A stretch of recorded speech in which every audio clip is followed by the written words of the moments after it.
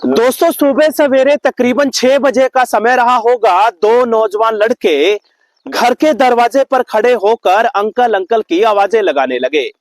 दोस्तों, परिवार के मुखिया जयप्रकाश को लगा कि शायद उनसे कोई मिलने आया होगा और जैसे ही घर का दरवाजा खोला गया तो उन्हीं दो नौजवान लड़कों ने गोलीबारी करते हुए जयप्रकाश नाम के घर के मुखिया की छाती को छलनी कर दिया। दोस्तों, गोली की आवाज सुनने के बाद आस पड़ोस के लोग भी वहां पहुंचे, लेकिन तब तक हमलावर वहां से रफू चक्कर हो चुके थे। दोस्तों, गोलीबारी होने के बाद पूरे इलाके में दहशत का माहौल है। जगह जगह लोग तरह तरह की बातें करने लगे। बहरहाल दोस्तों, सूचना मिलने पर नजदीकी थाना लाडवा के एसएचओ कुलदीप कुमार भारी पुलिस फोर्स को साथ लेकर मौके पर पहुंचे और पूरी किस्सा कहानी की तह तक जाने का प्रयास शुरू कर दिया।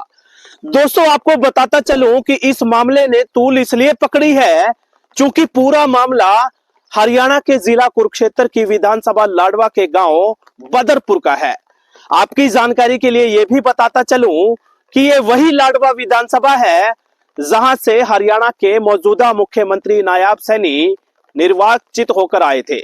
दोस्तों, आप सोच करके देखिएगा कि मुख्यमंत्री के निर्वाचन क्षेत्र लाडवा में दिन दिहाड़े एक किसान नेता जयप्रकाश को दिन दिहाड़े गोलियों से छलनी कर दिया जाए तो कानून व्यवस्था पर सवाल उठना लाजमी है।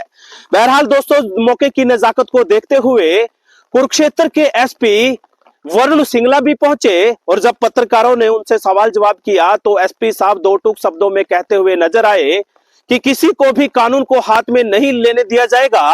कानून अपना काम करेगा और निश्चित तौर पर बहुत जल्द हत्यारे गिरफ्त में होंगे। बहरहाल दोस्तों, घटनास्थल से लहूलुहान हालत में जयप्रकाश नाम के किसान नेता को उठाकर नजदीकी हॉस्पिटल में भर्ती कराया गया और मौका जो है इतना ज्यादा नाजुक था कि डॉक्टर्स की टीम ने परामर्श देने के बाद कहा कि जल्द से जल्द इसको चंडीगढ़ पीजीआई भर्ती कराया जाना चाहिए। बहरहाल दोस्तों, किसान नेता जयप्रकाश की हालत नाजुक बनी हुई है, लेकिन जगह जगह लोग तरह तरह की बातें कर रहे हैं क्योंकि दोस्तों ये मामला वाकई में ही तूल पकड़ रहा है। दोस्तों, ये मामला घटना कहानी की क्या वजह थी, पुलिस अपने स्तर पर जांच में जुटी है। कहीं ना कहीं मौके वारदात पर पहुंचकर पुलिस की तमाम टीमें जगह जगह लगे हुए सीसीटीवी कैमराज को खंगाल रही है, लेकिन कहीं ना कहीं ये मामला अपने आप में बहुत कुछ कहता है। कई सारे लोगों को तो ये भी लगता है कि मामला रंजिश का है और जानकारी जुटाने पर मालूम चला कि जयप्रकाश नाम का ये व्यक्ति किसान नेता है, कई संगठनों से जुड़ा हुआ है और साथ ही साथ 5 एकड़ का जमींदार है और कहीं ना कहीं व्यवसाय के तौर पर पशुओं की खरीद फरोख्त भी करता है। लेकिन दोस्तों, दिन दिहाड़े गोलीबारी, वो भी घर में घुसकर, वाकई में ही सवालों के घेरे में है। दोस्तों, इस पूरी घटना कहानी के बाद आपको क्या कुछ लगा, कमेंट बॉक्स में अपनी राय जरूर दे देना। मुझे देना इजाजत, फिर हाजिर होऊंगा लेकर के एक और नई घटना कहानी। लेकिन जाते जाते आप लोगों से गुजारिश करूंगा कि जहां कहीं भी बैठकर आप हमारी किस्सा कहानियों को देखते हैं, सुनते हैं, अलर्ट रहे, जागरूक रहे। कहीं ऐसा ना हो कोई इंसान रूपी मखोटा पहनकर कोई बहरूपिया आपके ही गांव पड़ोस में बैठकर किसी बड़ी किस्सा कहानी को अंजाम दे जाए और आपको कानो कान खबर भी न लगे। इसलिए सतर्क रहे, जागरूक रहे, क्योंकि सतर्क और जागरूक रहने में ही भलाई है।